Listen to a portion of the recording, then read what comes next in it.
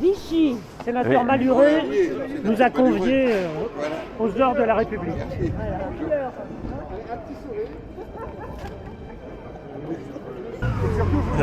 Félicitations. Félicitations. Merci. Félicitations. C'est une ville à visiter. Alors j'étais venu quand j'étais secrétaire d'État à la jeunesse. Oui, ça remonte. Et je reviendrai. Ah, mais pour venir c'est Vos élus m'invitent.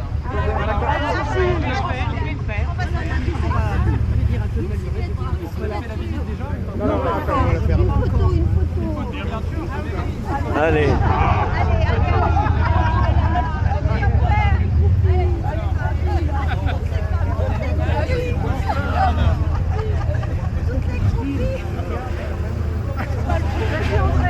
La construction du palais, c'est 10 ans, 1615-1625. En termes d'activité, on est une sorte de mini-ville de 16 000 habitants. Après la Révolution, Napoléon, donc en 1799, va arriver au pouvoir, il va préparer son coup d'État ici, et il va après être élu. Et donc, quand il va faire des modifications pour créer son premier Sénat, avec ses 80 premiers sénateurs, il va demander à Charles Grain de faire une pièce un peu musée de ce qu'il y avait et à quoi ressemblaient les appartements de la reine.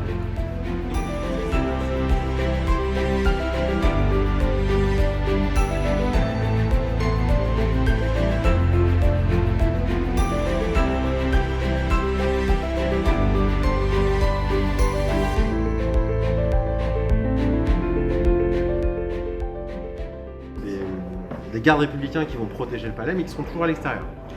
Et le seul moment où, la seule fois où vous allez avoir à l'intérieur du palais, c'est quand ils viennent rendre hommage aux citoyens via le biais de la première séance du jour, où la garde républicaine est en tenue d'apparat et vient se placer là où vous avez des petits clous dorés au sol. Vous allez en avoir quelques-uns.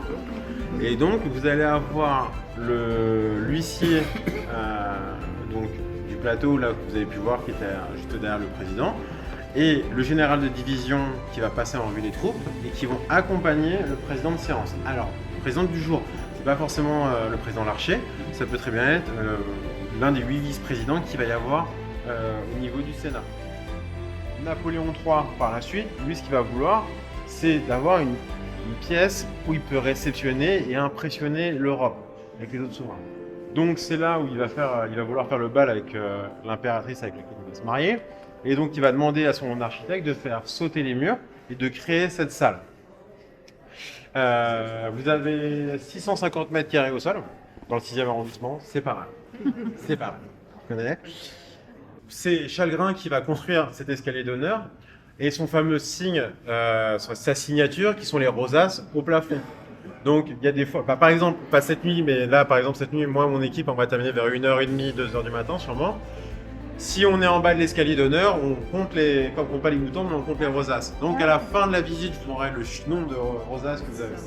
Je connais les chiffres, voilà. Ce qu'il faut voir aussi, c'est que donc, Napoléon accueillait ses invités à ce niveau-là. Donc généralement, vous allez voir depuis le bas, c'est quand même assez impressionnant. Donc c'est là où on arrive à savoir un peu la forme physique du ministre, s'il les prend 2 par 2 ou 1 par 1 les marches, on arrive à le savoir. Les tapisseries de chaque côté viennent des Gobelins, donc c'était une manufacture qui est juste à côté dans le 13e. Et le tapis, en fait, il est d'une seule pièce, en symétrie avec les rosaces, qui a été installé pour la 5e République en 58 par De Gaulle.